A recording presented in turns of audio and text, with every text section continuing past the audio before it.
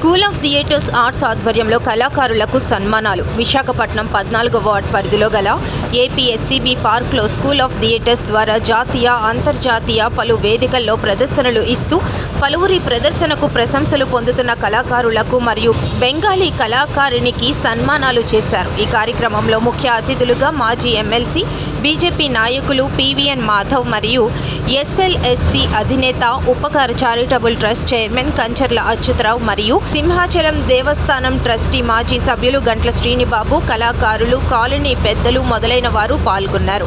ఈ కార్యక్రమంలో మాజీ ఎమ్మెల్సీ మాధవ్ మాట్లాడుతూ మరిచిపోతున్న సాంస్కృత కళాభిమానుల్ని మళ్లీ గుర్తు చేస్తున్నారని, నాగరాజు పట్నాయక్ విద్యార్థులు పలు అంతర్జాతీయ వేదికల్లో పాల్గొని బహుమతులు గెలవడం చాలా ఆనందదాయకమని కొనియాడారు.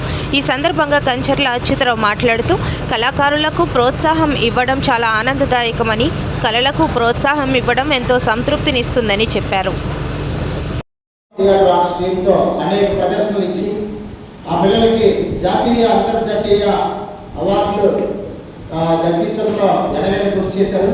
ఆ పిల్లల తల్లిదండ్రులు ఎంత కష్టపడ్డారో ఆయన కూడా అంత కష్టపడ్డారు. ఒక దశలో రాష్ట్రపతి పురస్కారానికి కూడా ఒక అమ్మాయికి సంబంధించి మాధవ్ గారి సిఫార్సు చేశారు. ఫైనల్స్ వరకు వెళ్ళింది ఆ అమ్మాయి. అనకాపల్లికి చెందిన ఒక మారుమూల ప్రాంతానికి చెందిన ఒక అమ్మాయి మాధవ్ గారు స్వయంగా లెటర్ ఇచ్చి రాష్ట్రపతి పురస్కారాన్ని కూడా ప్రదానం చేశారు. అలా అనేక మంది ఈ ప్రాంత పిల్లల్ని, వీరికి కొరియోగ్రఫీ నేర్పి రాజకీయాల్లో అత్యున్నతమైన వ్యక్తిగా, డైరెక్ట్గా ప్రధానమంత్రి ప్రసంగాన్ని కూడా తెలుగులో అనువదించిన ఏకైక మన ప్రాంతవాసి మాధవ్ గారు మనకు అతిథిగా రావడం మనందరికీ కూడా గర్వకారణం.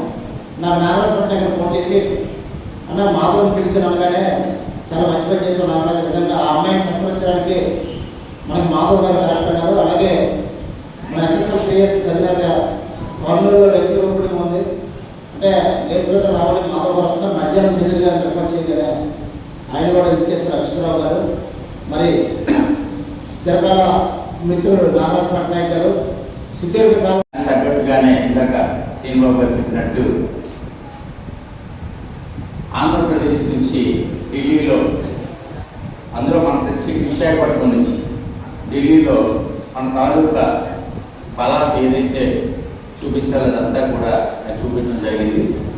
మరి అలాగే మాధవ్ గారికి, మరి గంట శ్రీనిబాబు గారు, మరి ఈరోజు విలేకరులుగా మంచి గుర్తింపు వచ్చిందంటే శ్రీనిబాబు గారు మరి ఎంతో కృషి చేశారని.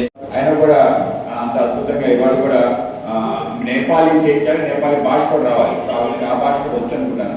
సో ఆ విధంగా పిల్లల చేత కొరియోగ్రఫీ చేయించి, అలాగే మన సాంప్రదాయ కళల్ని పోషించి పెంపొందించే కార్యక్రమం చేసిన ఆయనకు ముందుగా అభినందనలు తెలియజేస్తున్నాను. అలాగే మన ఈ కార్యక్రమానికి ముఖ్య అతిథులుగా చేసిన పెద్దలు గంట్ల శ్రీనిబాబు గారు, బీజేపీ మధ్యకాలంలో రామ్నాథ్ కోవింద్ గారు ప్రెసిడెంట్ ఆఫ్ ఇండియా 1 వీక్ లో కలిసిన ఫస్ట్ పీపుల్ ఎవరంటే బీజేపీ. వీళ్ళకి ఇలా పర్మిషన్ ఇచ్చారా మనకు ఆశ్చర్యం. దేశంలో అనేక ప్రెసిడెంట్ అయిన తర్వాత కేవలం ప్రముఖులు కలుస్తారు, మేమందరం కూడా తర్వాత